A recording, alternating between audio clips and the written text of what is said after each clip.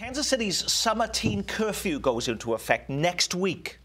But those plans for a year-round 9 p.m. curfew for young people 17 and younger seems to have fizzled out this week. A vote on the measure was delayed yet again at City Hall Wednesday.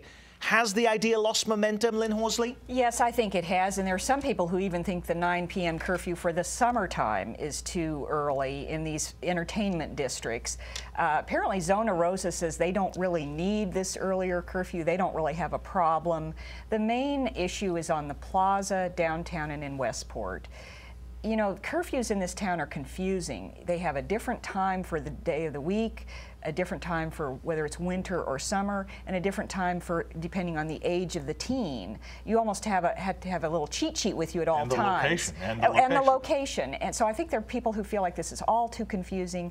It's a hassle for the police to enforce. There needs to be more discussion, but I don't think the 9 p.m. year-round is going to go But this anywhere. was the solution at one time. This was going to be it, Mary. Well, everybody always tries to come up with something to fix this problem, which is a ongoing, constant. It will be an issue partly because young people like to hang out together in large groups.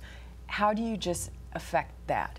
And how do you deal with, I mean, what I want to see happen is get the troublemakers, really crack down on them and their parents. Most of those children are not causing problems, but there's too many of them. And then you'll have a couple idiots come in and show a gun, start a fight, deal with those children.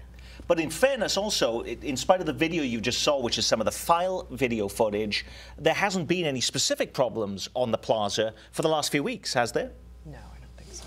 No, there has not, although there have been big crowds and there is concern as the summer months approach.